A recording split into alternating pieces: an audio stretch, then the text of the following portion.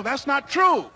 It's necessary that we become creative. I remember when I was in New York walking down the street, and a guy approached me and said, hey, mister, can I shine your shoes? And I said, no, I'm in a hurry. I don't have time. I kept walking. Someone else said, hey, man, your shoes look clutty. May I shine your shoes? I said, no, I don't have time. I'm sorry, I'm busy. And I was walking fast, and many people solicited me for my business. And then finally, a young man stepped in front of me, and he said, excuse me. And he started counting, 97, 98, 99, 100. He said, sir? I said, yes. He said, come here, please. I said, what is it? He said, today is my birthday.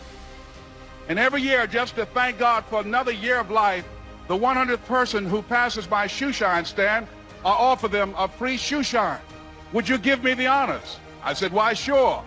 I got up on the shoe shine stand, George, and I sat there, and he shined my shoes diligently. And when I got down, I looked at them, they were sparkling. And I was walking away, and I said, thank you. And I stopped, I said, excuse me, but how much do you usually charge? He said, only $2. I said, I tell you what, today's your birthday. Here's $5, keep the change. He said, thank you.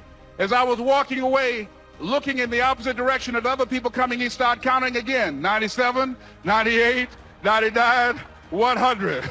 It's necessary that you be flexible, that you are always thinking of how can I improve this better. This is a customer-driven economy. It's necessary for you to always explore various ways in which you can improve the quality of service that you're providing for the people in your organization. I remember something, a major company had talked about the extra value service they were providing for their customers. And the lady who had the news conference summarized it this way. She said, it's not our intention to satisfy our customers or to please our customers. Our intention is to amaze them. It's necessary, if you're going to compete today, that you look for ways to amaze your customers by being one of those individuals that keep your commitments, that keep your word, that's relentless. It's necessary as you work with the people that you bring into your organization, that they see that you are a good example of a person to work with because you model integrity and determination and ambition and truth and honesty and the way in which you conduct business.